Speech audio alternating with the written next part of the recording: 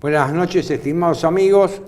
Este es un programa más de Disenso, que ustedes saben que Disenso es un programa de filosofía, básicamente, ¿no? Y de metapolítica, porque tenemos que estar un poco vinculados a la política, porque si no, no nos ve nadie. De modo tal que hoy, pero hoy es un programa raro, porque yo en Disenso he tenido la suerte de encontrar dos colaboradores y amigos, como son los profesores Silvio Maresca y Ricardo Poviersin. Ahora, ¿qué pasa? Ricardo Poviersin es un hombre que tiene muchas ideas, es decir, mi madre diría que es un hombre ideoso. ¿Y qué inventó Ricardo Poviersin? Hace un programa, me comentó, de filosofía del tango. Bueno, como yo no estoy en contra de Poviersin, pero no estoy de acuerdo con el título, porque no existe la filosofía del tango, me parece a mí que es un sinsentido. Existe la filosofía de la época, existe las influencias filosóficas en los autores, pero no, una filosofía del tango no existe como tal. No se me ocurre otra cosa que invitar a un directo amigo mío, como es el caso de Carlos Rodríguez Moreno, gracias Carlos por venir, que es un estudioso del tango. Yo soy un aficionado, pero Carlos Rodríguez Moreno, aparte de ser un estudioso del tango, es músico, toca instrumentos, es profesor de música en escuelas y en institutos, es profesor de tango, es bailarín y es milonguero. Es decir, nadie mejor que vos. Es el prontuario de un atorrante cualquiera. Cantor, guitarrero y bailarín de tango. Bueno, así que, ¿qué me contás primero de eso de que yo cuestiono un poco la designación de filosofía del tango? Vos sabés que no es la primera vez, Alberto, que no es la primera vez que alguien quiere vincular la filosofía con el tango, cosa que no me parece del todo mal, salvo que se lo ha hecho desde un punto de vista superficial, ¿no? Siempre terminan recayendo en Discépolo, como si Discépolo hubiera sido un filósofo. Claro. Y entonces yo conocí un colega tuyo, del cual hablamos la vez pasada, sí. Mario Casaglia, el doctor Mario Casaglia, Sí. que fue profesor mío en algo que sí era un estudio interesante sobre el tango, era una diplomatura sobre el tango que se hizo en la Fundación Conex. Quiere decir que vos sos diplomado en tango también. Sí, pero esas son cosas que tienen que ver con... Son picardías que uno hace en la vida, sí. En definitiva. Pero bueno, ¿y qué decía? Uno conoció gente muy interesante en ese lugar, por ejemplo. Y Mario Casaglia decía que la propuesta que él hacía era filosofía y tango, donde la conjunción copulativa las vinculaba a las dos disciplinas. Muy interesante. Sin necesidad de atribuirle un carácter filosófico al tango, ni de tanguizar la filosofía. Entonces el camino que él hacía era interesante, pero yo le voy a dar una vuelta distinta para hacerlo más breve y más comprensible. Ocurre que cuando uno se mete con el tango en los tiempos que corren, después de haber pasado ya más de 100 años de la aparición de los primeros tangos, bastante más de 100 años, encuentra que hay algo interesante que desborda nuestras expectativas.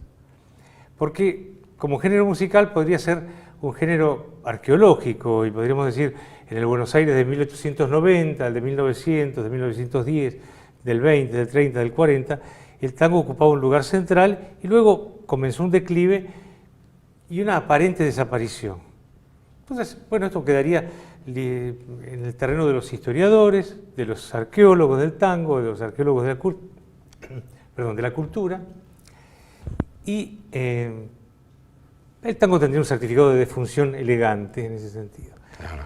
Lo que pasa, lo que nos sorprende, y ahí empiezan a tallar estas otras disciplinas como la filosofía, es que el tango no parece estar totalmente muerto, tiene signos de vitalidad importantes.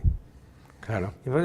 Quizás no son los de la década del 40, los del 50, en que ocupó un lugar en el cine muy importante, en que había bailes populares donde la policía tenía que cortar el tránsito, ¿te acordás? Claro. Esas escenas de, de clubes de barrio. Pero ha habido un resurgimiento, por ejemplo, a partir de Trotar de Buenos Aires, yo me acuerdo en el 82. Exacto. Ese espectáculo en París, el tango en Broadway y eso. Y después de tango argentino. Tango argentino. Yo alguna vez discutiendo esto con gente afín, así, decía, bueno, lo que ha resurgido no es el tango, sino el interés por el tango. Ah, claro. Muy bien, muy linda distinción. El interés resurgió porque el tango, salvo en el caso de los bailarines y de muchos músicos que están surgiendo actualmente, se había convertido en una disciplina académica, una disciplina universitaria. Es decir, gente estudiosa que de pronto toma contacto con un corpus como el tango, con poetas como esos, con músicos como esos, con una bibliografía importante, te hablo de 2 o 3 mil volúmenes que hay alrededor. Exacto. Hay 2 o 3 mil volúmenes, por lo menos. Yo conocí un estudioso que decía, tengo 2 mil volúmenes, así que calculale... 3.000, por calcula de 3.000. Si él tenía 2.000, calcula de 3.000. Calculemos 3.000 volúmenes sobre tango. Por lo menos. Entonces, cuando una disciplina tiene eso, tiene teatro, tiene cine, tiene pintura, escultura, literatura, realmente nos llama a que le pidamos auxilio a alguna otra disciplina, como la filosofía, para ver qué ha pasado con esto, que no es igual que otros géneros de América que han pasado a la historia, que se los puede estudiar porque han pasado a la historia. Entonces, bueno, en aquel momento Casaglia lo que nos daba eran ciertas herramientas. Ajá. Porque él decía que había 2 formas de hacer filosofía. Una era la profesión de filósofo, que sería tu caso, o en otro caso lo que hay es la actitud filosófica, que es hacerse la pregunta fundamental, ¿no es cierto? Por la razón de ser de las cosas. Exacto, ¿por qué existen cosas y no la pura nada? Y todas las preguntas que esto genera luego. Entonces, a partir de esa actitud es que empezamos a encontrar en el tango un intento, en los letristas, y por qué no en los músicos, por dar respuesta a esta pregunta fundamental. Sí. ¿No es cierto? Pero los letristas intentan dar una respuesta porque, bueno, se ve en los poetas del tango, sobre todo en los más conocidos, en Homero, en Discépolo, ¿no? ¿Cómo se llama? Bueno, hay varios más letristas buenos. Y también en los músicos hay respuesta en los yo no conozco de música. No, pero yo creo que hay un intento de respuesta a esas preguntas fundamentales porque el tango tiene como música algunas características que lo hacen muy singular. Por ejemplo, en la música del tango hay una intención heredada quizás de la música clásica centroeuropea, de ir hasta el límite de la posibilidad humana, de perfección. Puedes escuchar la orquesta de Troilo y no te puedes imaginar que eso sea mejor. Claro. ¿Comprendes? Claro. Es decir, llegan a la perfección. Es decir, no es que los tipos tocan, ¿me entendés? Tocan como para pasar el tiempo y que la gente baile y pasar a cobrar a la salida. Más allá del negocio más o menos moderado que es hoy y que en algún momento fue más importante de la industria del tango, esta gente se jugaba a fondo, y eso es una actitud profundamente religiosa. Es tratar de tocar ese límite detrás del cual rasgar el velo detrás del cual estaría esa cosa otra que algunos llamamos Dios o lo que sea. Lo que sea, la trascendencia. Por eso digo que en la música del tango también hay respuesta a la pregunta fundamental. Y decime, y hay varias, hablando de música, ya que estamos, aunque es un tema muy específico, pero... ¿Y en el tango hay así algún acorde, alguna música que... o el tango es 2x4 y nada más? ¿Hay alguna variedad que ha introducido el tango en la música? No, ha explotado el ritmo ese hasta el límite. Bueno, eso de llegar al límite, vos sabés que cuando hablamos de 2x4 estamos hablando del compás del tango primitivo, del tango milonga, del tango habanerado. Es decir, el tango ese de ese tango, insisto, como al estilo del choclo, o de los tanguitos primitivos como Bartolo. Polenta y tumba, polenta y tumba. Exactamente, ese es el bajo de la habanera, el param, pam, pam, param, pam. Claro, porque decían polenta y tumba, decían, cuando éramos chicos decían polenta y tumba. Ese bajo es un bajo en 2/4. Cuando aparece el tango canción, que es una aparición, digamos, es una segunda etapa del tango. Claro, porque aparece con Contursi en el 16, ¿no? Exactamente, con la grabación que Manolita Poli hace del estreno que hace Manolita Poli de Mi Noche Triste, en Los Dientes del Perro, en el sainete de Los Dientes del Perro. Ese es el comienzo del tango canción, 1916. Se lo toma como un punto mítico, y digo la palabra con toda intención porque quiero llegar al tema del mito. Se lo toma como un comienzo mítico. Ella lo estrena, Gardel luego lo graba. Claro. ¿Y ahí qué pasa con ella? ¿Cambia la música? ¿Cómo es? Lo que ocurre es que polenta y tumba. Cuando la letra empieza a tener una importancia grande, ya la letra es una historia contada. Claro. Claro, eso es. El tango se explaya, los acentos se espacian un poco y entonces el compás del tango pasa de 2/4 a 4/4. Es decir, la acentuación, en vez de caer cada 2 tiempos, cae cada 4, con lo cual genera una especie de explayamiento de la música que da lugar al lucimiento de la letra. Deja de ser tan bailable. De todas maneras, el tango que hoy bailamos es un tango cuaternario, salvo esos tangos canyengues que por ahí también nos gusta bailar a veces. Ahora, ¿qué aportes? Vos me preguntabas si se había agotado esto y me trajiste a la memoria algo muy importante.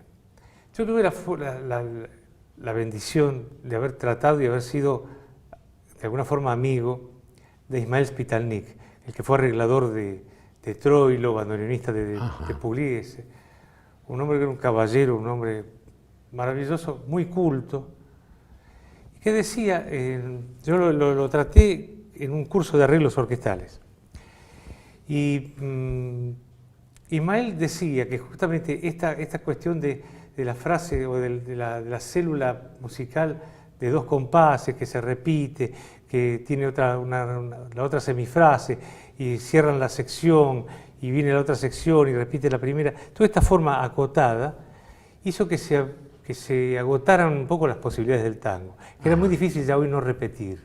Claro. Era complicado no repetir. No repetir, complicado. Pensemos nosotros que el corpus musical del tango es un corpus enorme. Sí. Si no es que tenemos 4 tangos y los repetimos. No, ¿cuántos tangos se calcula que hay? Nunca hubo respuesta. Eso se preguntó muchas veces. Yo, la más verosímil que escuché, hablaba de un número en el orden del centenar de miles. No sé si 100, 200.000, pero que llega a ese centenar número. de miles de tangos. Lo que ocurre es que tangos se han escrito muchísimos. Los que nos interesan quizás no son tantos. Dolina decía, a mí no me gusta el tango, me gustan algunos tangos. Claro. Se han hecho tangos está bien eso. Sí, se han hecho tangos de todo tipo. Ahora, y bueno, yendo al tema del tango, de lo que es lo que está detrás, que es esta teoría del mito, que vos me has hablado más de una oportunidad. Lo que ocurrió con el tango en este sentido no es que haya ocurrido. Cuando pedimos auxilio a la filosofía para tratar de entender ese valor intrínseco del tango que lo mantiene vivo, ¿no? Y esto de mantenerse vivo, vital, potente, operante. Esta palabra tiene gran importancia, operante, porque el tango está operante, es decir, nosotros, para gente como vos y como yo, resulta una especie de contraseña, como si perteneciéramos a una sociedad secreta, los amantes del tango. Si nos encontramos en un lugar donde no nos conocemos y damos algún dato de que tenemos algo que ver con el tango, enseguida nos reconocemos como miembros de una cofradía. Sí, hay una especie de eso, sí. Exactamente. En las milongas se da. Entonces ya hay una fuerza, hay una potencia operante, Ocurre que vos hablás de las milongas, y en la milonga, y en el terreno del baile, es que se dan una serie de cosas que no se podrían dar con algo muerto, con un género muerto. Yo puedo bailar un minué, una sajuriana, puedo hacer una reconstrucción histórica. Para una fecha patria, venimos al canal, bailamos una sajuriana en homenaje al general San Martín. Claro. Pero eso no tiene fuerza, no tiene potencia vital. Claro. No tiene potencia vital. Cosa que el tango sí. Los que frecuentamos, como vos y como yo, frecuentamos la milonga, sabemos que ahí corren fuerzas del orden pulsional muy importantes. Muy importantes, hay normas, uno tiene que bailar en contrario de las agujas del reloj. Exacto, esa sería la ritualidad. No puede salir en zapatillas, desarreglado. Entonces, buscando de dónde viene esa fuerza, es que en aquel grupo de estudiantes con Mario Casalla. Y por él y por la hija, por María, con una bibliografía interesante que él iba bajando, porque él no es un fanático del tango como nosotros, no es un hombre que supongo que no baila. Él iba bajando una bibliografía muy interesante e íbamos cayendo en la cuenta de que el tango respondía en su ritualidad, en estas costumbres, en estas normas, en estos códigos, como se suelen llamar, respondía más que nada a la lógica del mito. ¿No? Claro. El mito es, digámoslo así en 2 palabras, una forma de pensamiento anterior a la filosofía, donde si la filosofía es pregunta, el mito es respuesta, ¿no? Donde lo sagrado está es inmanente al hombre y no trascendente como en las religiones monoteístas posteriores. Claro. La actitud mítica hace que el hombre tenga lo sagrado dentro, lo que Kush llama las cosas sagradas para mí. Claro. ¿No? Cuando uno habla de todos nosotros, sobre todo los porteños, tenemos algunas, estas 4 o 5 cosas sagradas para nosotros, ¿no? Exacto. El club de fútbol, El lugar donde uno va a milonguear. sí, el tango, ¿no es cierto? El tango, el club de fútbol, por ahí Sí, algún sí. político de otro Claro. tiempo. Había algún cómico en televisión que hablaba de Leguizamo, Gardel, La Vieja y Perón. Decía, Claro. ¿no? Leguizamo, Gardel, La Vieja y La Perón. Vieja y Perón, Las claro, cosas las sagradas cosas para van. mí. El Las mate, El bar, los amigos, el boliche. Exacto. Pero eso que parece una broma, en realidad de lo que está hablando es de lo que en materia de mitos se llama maná. ¿No es cierto? Es esa fuerza de lo sagrado, Claro. ese carácter de lo sagrado que inviste a los objetos. Un vaso es un recipiente, un mate también lo es. Mi mate es un recipiente, sin embargo, mi mate es mi mate. Claro. Este vaso, cambiámelo, hacé lo que Lo quiera. que quiera, pero Se mi rompe, mate, lo no, barremos. mi mate no me lo El mate no- tiene no me un lo carácter uso. sagrado para uno. Claro, lo sagrado ¿Cierto? para mí. Exacto. Y esto, lo que Casaglia nos estaba mostrando, porque él lo tenía muy claro, era que respondían estas cosas a la mecánica del mito. El mito tiene fundamentalmente 4 características, espero acordarme. Escuchame una Sí. cosa, antes de empezar con las Sí. características del mito, hacemos una pausa y después ¿Cómo no? seguimos con las ¿Cómo no? 4 ¿Cómo no? características del mito. Listo. Bueno.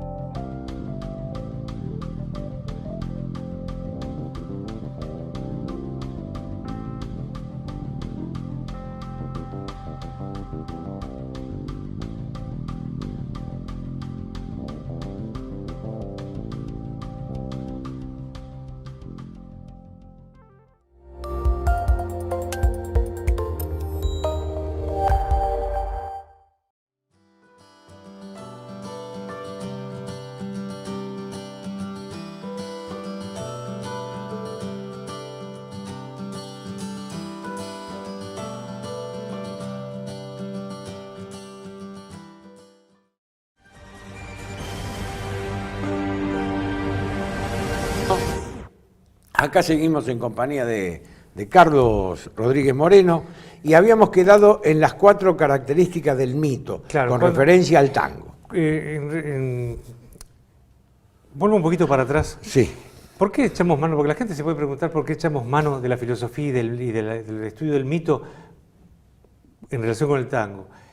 Yo creo haberlo dicho, pero sería bueno aclararlo un poquito más. Ocurre que los otros abordajes, los históricos, los sociológicos, los antropológicos, hacen del tango un producto muerto. Es decir, no explican qué es lo que está vivo. Claro. Yo no digo que no haya caído su vitalidad, yo no digo que no haya pasado nada, pero no dan cuenta de esto que cuando uno entra a una milonga, y le recomiendo a cualquiera de nuestros oyentes que si nunca ha ido a una milonga, vaya, se dé una vuelta, se tome algo aunque no baile, y mire eso y entonces nos diga, se va a dar cuenta de qué estamos hablando. claro. Las fuerzas que cruzan la pista, las fuerzas eróticas que Sí, cruzan sí, la sí, pista, claro. son muy poderosas. El tema del abrazo, que es tan importante en el tango, ¿no? Este- Bueno, pero vayamos a los 4 Entonces, bueno, rasgos. claro, entonces Casaglia nos da estos elementos. Dice, bueno, el mito tiene 4 características fundamentales. Un manejo particular del espacio, un manejo particular del tiempo, la ritualidad y la repetición de los ritos como un renacimiento permanente. Y el me está faltando uno. el maná. Y el tema del maná. El maná, que es el concepto de lo sagrado, esta fuerza con la cual yo puedo imbuir a objetos materiales o inmateriales de un valor con una capacidad enorme de llegar a ciertos lugares recónditos del alma. Exacto. cuando vos escuchás la orquesta de Tanturi. Con Enrique Campos. Claro, hay algo, eso es algo más que una obra musical con un cantor. Exacto. A vos se te frunce algo en el alma, ¿no? Exacto, Te tira de un sí. piolín del alma. Seguramente, te dan ganas de bailar. Es eso. Yo pido disculpas por estos códigos así milongueros, pero en realidad es que nos ocurre Sí, eso. sí, sí, Por sí, eso, sí. cuando hablamos del maná, tenemos que hablar... Muchas veces le hemos dicho a los que organizan milonga, usted tiene que comenzar la milonga con Tanturi y con Enrique Campos. Entonces, Esto, para empezar una milonga como Dios pero manda, ¿no? estamos de acuerdo mucha gente, eso es lo que me llama la atención, es que muchos somos, porque yo se lo comento a otros tangueros y piensan lo mismo. Sí, sí. Entonces, bueno, si analizamos un tema, el ámbito de la milonga, un espacio rectangular, con mesas, pero que uno ya no lo siente como cualquier otro espacio. Uno viene por la calle, pasa el colectivo... No, pero el espacio no es el mismo. Ya no es, claro, y no es homogéneo, no es un espacio homogéneo, no es un espacio inmobiliario. Exacto. No son metros cuadrados cubiertos, Exacto. sino que yo paso la cortina roja y me siento en otra realidad, paralela. Exacto. ¿No es cierto? Afuera puede haber una manifestación de Sí. ¿Cómo ha pasado muchas veces? Vivimos en una ciudad que es un despelote tremendo. Sin embargo, vos entrás a la milonga, Es otro espacio, otro tiempo. el transcurrir del tiempo ya no es el mismo. No es lo mismo, no es lo mismo. Uno siente un transcurrir, porque la milonga no es lo mismo cuando empieza que en la mitad, que en el final. Sí. Sin embargo, ese tiempo ya es un tiempo mítico. Es un tiempo que está relacionado a acontecimientos que van a ocurrir ahí. Antes de esto, antes de la tanda tropical, antes de la comparsita final, o Tanturi abriendo, cuando en algunos casos... O las tandas, vals, milonga. Exactamente. Van cambiando los ritmos. Eso es lo que marca el tiempo en la milonga. Sí. El vaciado de mi vaso. Claro, cuando se de lo que vacía viene mi usted vaso, una copa de vino y se va vaciando, este tiene su... Exactamente. Bueno, vos sabés que, yendo a esta teoría tuya, nosotros nos conocimos casualmente por un artículo que escribí en la revista de Tito Palumbo, ya desaparecida. Desaparecida, ¿cómo se llama? Buenos Aires Tango. La Brea Tango, sí, claro. Y bueno, yo desde el punto de vista de la fenomenología intenté una descripción fenomenológica. Y hablábamos casualmente del ambiente, primero el ambiente, después están los bailarines, después está el tango, la indumentaria. Es decir, hay todo eso forma parte de esta gran teoría, de esta grande teoría que vos tenés del tema del mito. La ritualidad, ¿en qué consiste? En los códigos. Yo no saco a una mujer a bailar yendo a la mesa, sino cabeceándola. Claro. Cuando digo yo, no me refiero a mí. A cualquiera que baila. Exactamente. Las mujeres del ámbito de la milonga, si una persona desubicada, porque no sabe, se acerca a la mesa, no sale a bailar. Claro. En general esto ocurre así. Se gira en sentido antihorario. Claro, se gira en sentido no se cambia de carril. Salvo que uno baile en el medio de la pista, una cosa así, pero igual.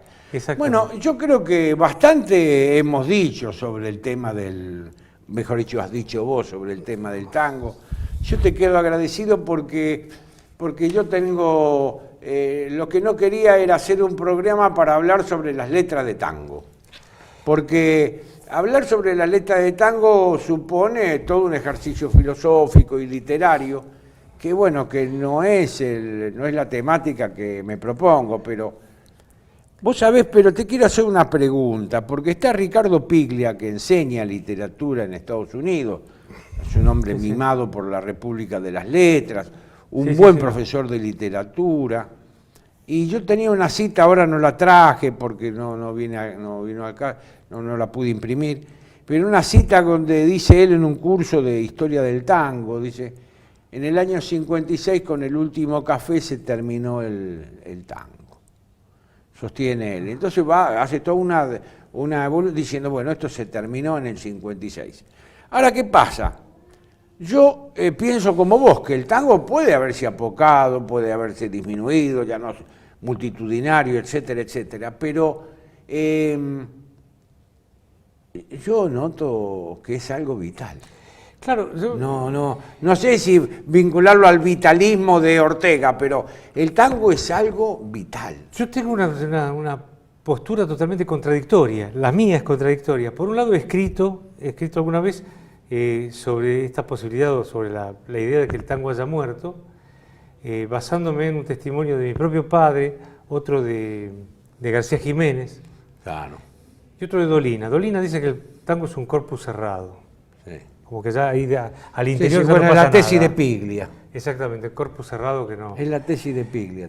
Mi padre hablaba del porteñismo de entonces. Él me dijo, el tango no es que el tango haya muerto, lo que ha muerto es el porteñismo de entonces. Claro. Y García Jiménez, cuando escribe sobre 50 años de tango, así hasta el año 30, habla de otros hombres, otros tiempos. Yo adhiero a ellos, pero la verdad es que, y por eso aparece la teoría del mito, es que, estando de acuerdo en principio con ellos, veo que esto no se queda quieto como el general San Martín en su tumba, Claro. no se queda quieto en un mausoleo, sigue dando trabajo y dando que hablar. Y hay una cierta creatividad también. Exacto, Hay y una están cierta apareciendo grupos creatividad. musicales. Sí, Al sí, comienzo fue muy interesante. Los primeros grupos musicales que intentaron el tango, digamos, reconstituido, Sí, sí, sí. después de los años 2000, hicieron un tango que dejaba mucho que desear. Y cada vez más se están como reacomodando y empiezan a sonar. Sí, sí, sí. Y bueno, ¿no lo notás también en el tema del baile, por ejemplo? Cuando empezaron ahí con el tema de lo que es el tango virutero, que necesitan como 4 metros para bailar porque te muelen a patadas. ¿Cómo fue ese mismo tango virutero en estos últimos 10 años, estoy hablando, que es lo que más conocemos? ¿Cómo se fue de alguna manera acomodando o adocenando o se fue tomando un mejor estilo? Porque vos sabés que... Yo lo noto, de Sí, 10 sí, años acá, un virutero ahora es distinto. Yo creo que el tango tiene una cuestión fundamental, que es que se nutre de nuestra manera de movernos. Exacto. Con las generaciones hemos cambiado nuestra forma de caminar y de movernos. Entonces es cierto que algunos representantes del tango, alguna gente de las más jóvenes, unos de los más jóvenes, otros no tanto, idearon una forma nueva de bailarlo, pero que no está mal porque ha aportado mucha técnica en ese sentido. Han aportado muchas cosas. Es cierto que se han moderado, como decís, se ha ido acomodando. Se han moderado, yo noto eso. En general el tango que llamamos virutero fue una mala interpretación de algunos aportes de grandes bailarines, lógicamente hechos por gente con menos pericia, daba una especie de arte marcial. Había un profesor que contaba que estaba dando clase a un extranjero y le dijo, así que vos bailás, le dice el profesor nuestro al extranjero, dice, bueno, mostrame un poco lo que haces. Y el tipo fue corriendo, saltó por arriba del sillón, cayó del otro lado. Era una especie de Tyrone Power, claro, haciendo el zorro. Pero bueno, más allá de esos primeros años muy, muy alocados, hoy tenemos más de una forma de bailar, pero lo que es seguro es que tienen esta vitalidad. Sí. No es nuestra función juzgarla. No. Si no bailamos cada uno con pero su estilo. Está muy bien que rescatemos el tema de la vitalidad. A mí me parece que hay que rescatarlo. Y es por eso es que requiere enfoques nuevos. Exacto. El de la historia no alcanzaba. Carlos, te agradezco muchísimo tu contrario. presencia acá, Al a contrario. los oyentes, a los televidentes. Este programa guárdenlo, consérvenlo, porque pocas veces tenemos ocasión de hablar sobre un tema con un personaje como el de Carlos Rodríguez Morelo, conocedor profundo del mismo. Muchas gracias y hasta la próxima.